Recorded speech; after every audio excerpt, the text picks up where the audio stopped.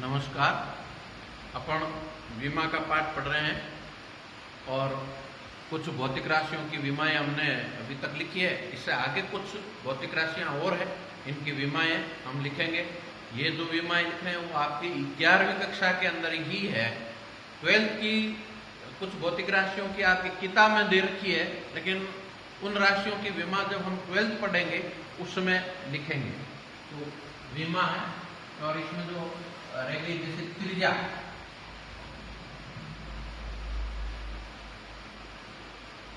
त्रिज्या की कोई सूत्र तो वैसे होता नहीं है।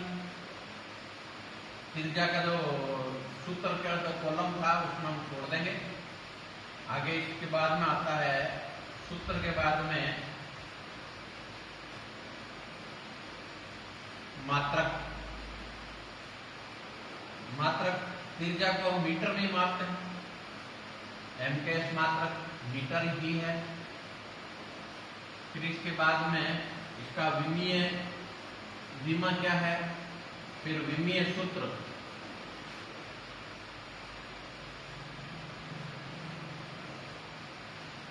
तो मात्रक हो गया मीटर, ये मीटर, ये भौतिक राशियां हैं।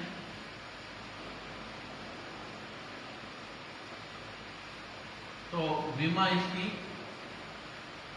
मीटर की L1 और पूरा विमीय सूत्र M0 L1 T0।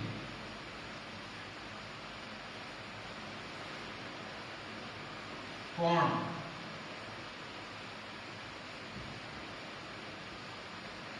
कोण का सूत्र हमने पढ़ा, कोण बराबर होता है चाप बटा त्रिज्या।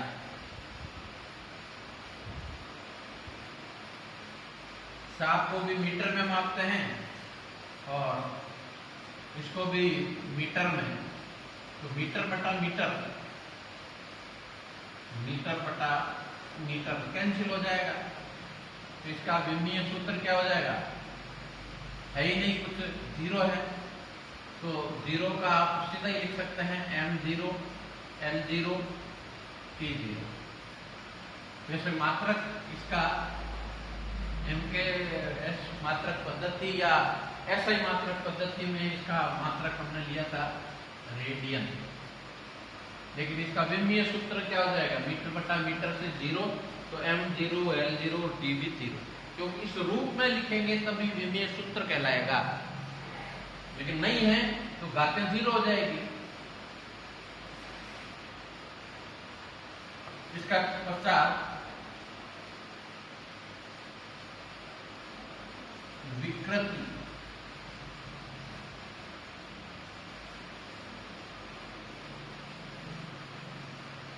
विकृति क्या है, किसी भी राशि का विन्यास में परिवर्तन बटा प्रारंभिक विन्यास। सूत्र है विन्यास में परिवर्तन बटा प्रारंभिक विन्यास। जैसे आप किसी रबर को लेंगे और इसको किसी दरडादार से इसे बांधकर इसको खींचेंगे तो इसकी लंबाई में वृद्धि हो जाएगी और ये पतला हो जाएगा ऐसे। यानी इसमें विकृति आ गई, इसके रूप बिगड़ गया, इसका विकार आ गया इसमें, तो लंबाई में वृद्धि हो गई। अब पहले लंबाई कितनी थी इसकी, पहले लंबाई थी मान लीजिए L, और इसमें अब लंबाई हो गई इसकी, इसमें वृद्धि हो गई डेल्टा L। तो अब ये लंबाई में वृद्धि हो गई, कितनी हो गई, तो लंबाई में परिवर्तन। अपना सूत्र क्या है, विन्यास में परिवर्तन। परिवर्तन कितना, डेल्टा L बटा प्रारंभिक लंबाई कितनी थी, पहले वाली L। लंबाई में परिवर्तन को भी हम क्या लिखते हैं, मीटर, और इसमें मीटर, ये भी प्रारंभिक लंबाई भी मीटर, तो मीटर बटा मीटर कैंसिल हो जाएगा। तो इसका विमीय सूत्र भी डायरेक्ट क्या हो जाएगा, M0 L0 T0। इसी प्रकार प्रतिबल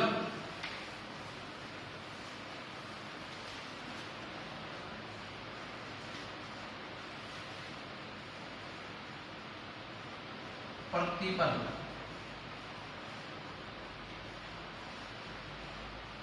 प्रतिबल होता है बल बटा क्षेत्रफल, बल बटा क्षेत्रफल।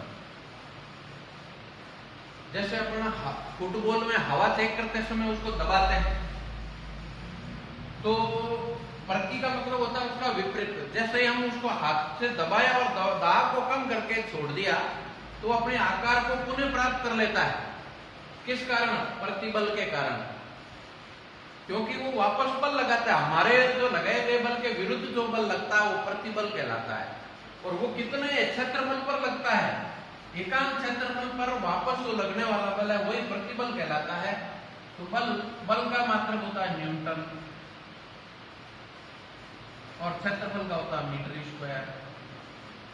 तो न्यूटन प्रति मीटर स्क्वायर क्षेत्रफल किसका हो गया? अब अपन जानते हैं विमा, न्यूटन बल की विमा है। तो बल की विमा को हमने लिखा था m1 L1 T-2 बटा मीटर और घात 2 है तो L2 हो गया। ये घात तो नीचे से ऊपर जाएगी तो माइनस के 2 हो जाएंगे, यहाँ माइनस के 2 और ये प्लस की 1, तो माइनस की 1 रह जाएगी घात L की, तो m1 L-1 T-2। यही विमा, दाब की विमा भी यही थी और प्रतिबल की विमा भी सेम है। तो कई बार परीक्षा में पूछा जाता है ऐसी राशियों को नाम बताइए जिनकी विमा समान है, तो ये हो जाएगा। और दूसरा ये भी है, जैसे कोण की भी विमा और इसकी विकृति की विमा भी सेम है। अब आता है प्रत्यास्थता। प्रत्यास्थता गुणांक।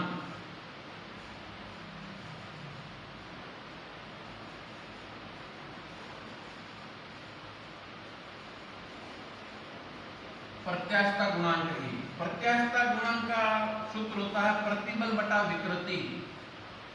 प्रतिबल बटा विकृति। प्रतिबल यानी तो अभी हमने निकाली है ये विमा तो प्रतिबल की, तो प्रतिबल का तो मात्रक भी यही आ जाएगा न्यूटन प्रति मीटर स्क्वायर, और विकृति का कोई मात्रक नहीं आता तो यही का यही मात्रक हो जाएगा न्यूटन प्रति मीटर स्क्वायर। सेम विमा सूत्र ये का यही हो जाएगा और सूत्र क्या आ जाएगा m1 L-1 T-2। तो देखो प्रतिबल, प्रत्यास्थता गुणांक और दाब तीनों की विमा एक जैसी है, सेम है। इसके पश्चात कुछ और भौतिक राशियां उसकी मैं विमा लिखता हूं।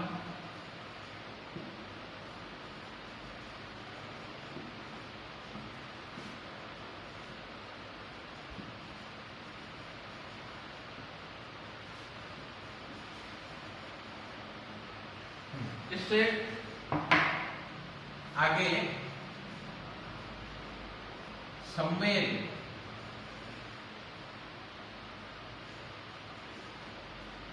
संवेग को P से प्रदर्शित करते हैं और संवेग P बराबर होता है द्रव्यमान गुणा वेग।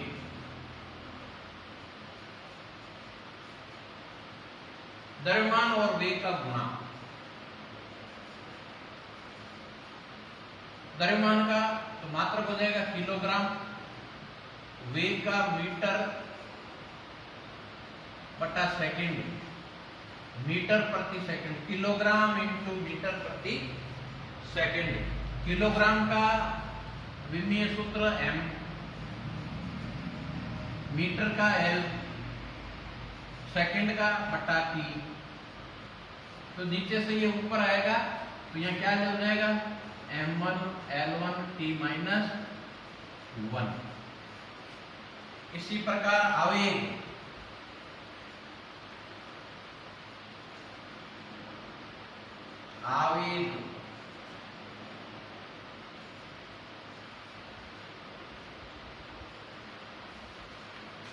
आवेग को लिखते हैं बल इंटू समय F इंटू T सूत्र।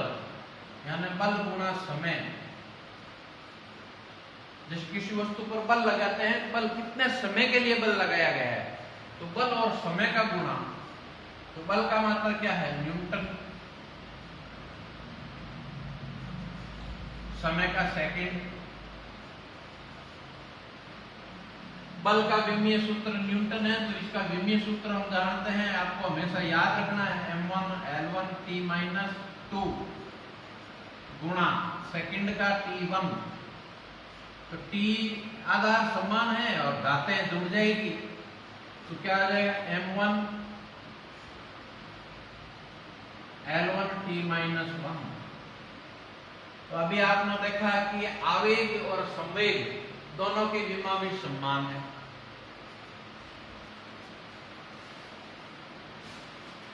इसी प्रकार कुछ और भौतिक राशियां हैं जो आपके आगे काम आने वाली है, आपके पाठ्यक्रम में है।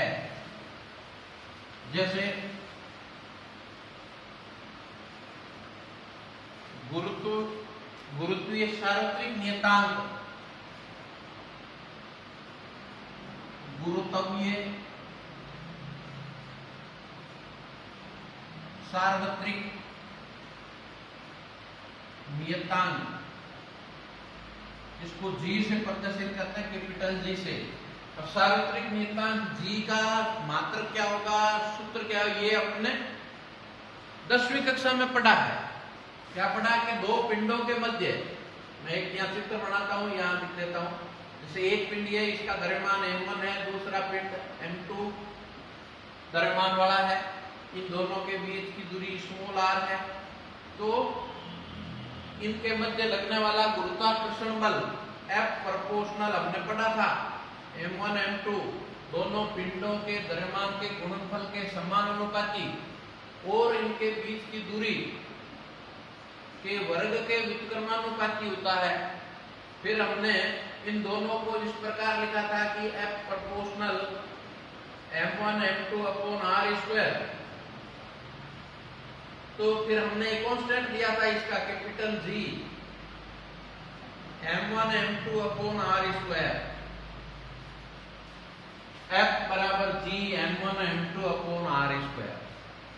यहाँ G एक सार्वत्रिक नियतांक, इसे गुरुत्वीय नियतांक है, इसे गुरुत्वीय सार्वत्रिक नियतांक कहते हैं। इसका मान 6.67 इंटू 10⁻⁻11 होता है।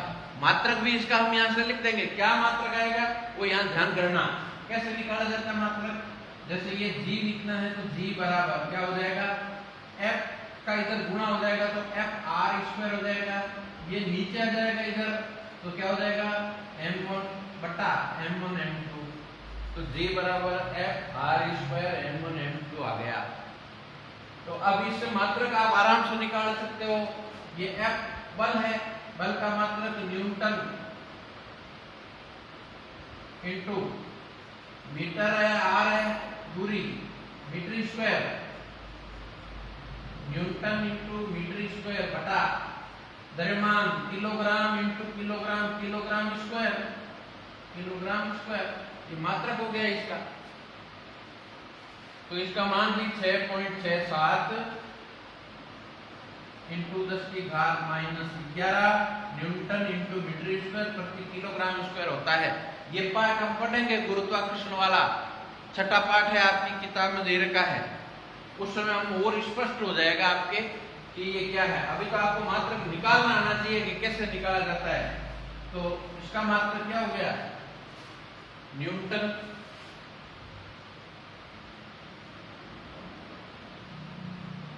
सूत्र लिखेंगे इसका।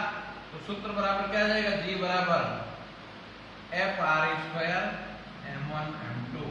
मात्रक क्या हो जाएगा, न्यूटन इंटू मीटर स्क्वायर बटा किलोग्राम स्क्वायर। न्यूटन बल की विमा m1 L1 T-2, metre L घात 2 तो 2, किलोग्राम m2। अब दो राशियां नीचे है उसको ऊपर ले जाएंगे तो इसका विमीय सूत्र हो जाएगा m की घात -1 ये कैसा है, ध्यान करना -1, क्योंकि नीचे 2 है ऊपर 1 है, नीचे से ऊपर जाएगी तो m की घात -2 प्लस की 1, तो माइनस की 1 रह जाएगी L3 और T-2। ये गुरुत्वीय सार्वत्रिक नियतांक की विमा हुई। इस तरह से हमें हरेक कोई भी भौतिक राशि होगी उसकी विमा अपने को सूत्र कैसे आया, परिभाषा क्या है, उससे हम मान निकालना अपने को आना चाहिए। तो इसके पश्चात एक और विमा आती है आपके, इसमें हम पढ़ेंगे शांता गुणांक। तो शांता गुणांक क्या है उसको पहले हम यहाँ लिखते हैं, फिर इसका मात्रक निकालते हैं। शांता गुणांक,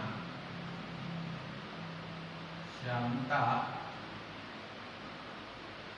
गुणांक, इसको ऐसे एटा से लिखते हैं, n की तरह ही होता है। n तो होता है ऐसे, एक n को ऐसे मुड़ा दिया जाता है तो ये हो जाता है नीटा, इसको बोलते हैं नीटा।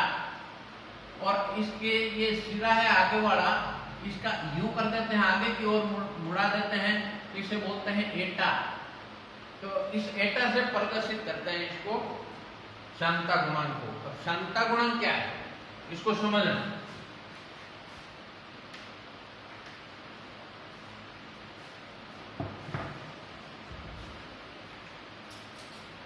तो शांता गुणांक की विमा, शांता गुणांक है क्या, पहले तो ये देखना है। जैसे दो ठोस वस्तुओं के बीच जो रगड़ते हैं तो उसको बोलते हैं घर्षण, घर्षण बल। और दो तरलों के मध्य लगने वाला जो घर्षण होता है उसे बोलते हैं श्यान बल। तो श्यान बल क्या, जैसे द्रव है, जैसे ये द्रव की परत है, जैसे नदी चल रही है, जो ऊपर की परत है उसका वेग अधिकतम होता है, यहाँ वेग v प्लस dv है। नीचे वाली परत है उसका वेग और कम होता है इससे, और जो पेंदे के पास वाली परत होती है उसका वेग बहुत कम होता है, इसका वेग v है परत का, नीचे वाले का इसका, और इनके बीच की लंबवत दूरी क्या है, मान लीजिए परतों के बीच की लंबवत दूरी है dx, इसे बोलते हैं वेग प्रवणता, यानी लंबाई के लंबवत वेग परिवर्तन की दर, यानी dv/dx, यानी लंबवत दूरी के साथ में वेग में परिवर्तन कितना dv, और परतों के बीच की लंबवत दूरी कितनी है, लंबवत का मतलब हो गया यहाँ 90 डिग्री के कोण बनाती हुई, तो dv/dx इसको बोलते हैं वेग प्रवणता। अब ये वेग में कमी क्यों होती है, क्योंकि द्रव की परतों के मध्य जब द्रव गति करता है तो इन परतों के मध्य ऐसे घर्षण बल लगता है। इस घर्षण बल के कारण ही नीचे का जो ठोस आधार होता है वो स्थिर होता है। स्थिर आधार से जब घर्षण करता हुआ चलता है तो इसका वेग कम होगा। ऊपर की जैसे जैसे परतें होती है उनका फिर घर्षण कम होता जाता है और द्रव का वेग बढ़ता है। तो इस प्रकार इसे बोलते हैं वेग प्रवणता dv/dx को। तो इनके मध्य, परतों के मध्य लगने वाला जो घर्षण बल होता है F, वो प्रोपोर्शनल होता है A के। ये क्या है, इस परतों का क्षेत्रफल कितना है, इस क्षेत्रफल A के अनुक्रमानुपाती होता है। क्षेत्रफल जितना ज्यादा होगा बल का मान उतना ही अधिक होगा। दूसरी बात, F प्रोपोर्शनल होता है वेग प्रवणता के dv/dx। फिर इन दोनों से F प्रोपोर्शनल A dv/dx। फिर प्रोपोर्शनलिटी के चिन्ह को हटाने के लिए अपने को एक कांस्टेंट लेना होता है, वो कांस्टेंट है F equal to Etah A dv/dx। यहाँ एटा एक समानुपाती स्थिरांक है, इसे शांता गुणांक कहते हैं। और इस शांता गुणांक का मान, अब सूत्र क्या आ जाएगा शांता गुणांक का, देखो F जो इधर इसके गुणा वाली वो राशि उसकी यहाँ नीचे आ जाती है, और इधर नीचे वाली राशि वो ऊपर आ जाती है। F dx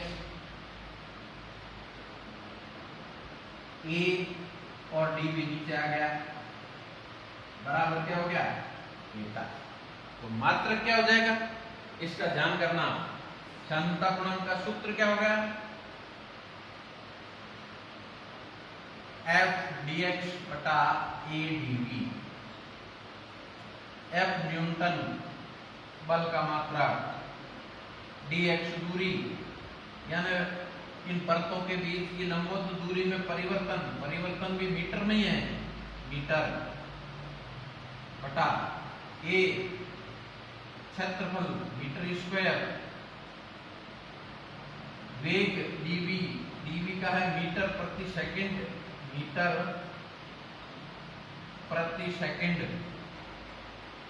अब ध्यान करना, इस मीटर से ये मीटर कैंसिल हो गया, ये सेकंड भाग देते समय संख्या पलट जाती है, ये ऊपर चली जाएगी, तो मात्र क्या हो जाएगा, न्यूटन इंटू सेकंड बटा मीटर स्क्वायर। अब आपको यदि ये विमा इसकी आती है बल की न्यूटन क्या है, m1 L1 t-2 सेकंड का t1 बटा मीटर स्क्वायर L2। जब ये नीचे से ऊपर आएगी तो माइनस की हो जाएगी, तो इसका फाइनली जो सूत्र होगा विमीय,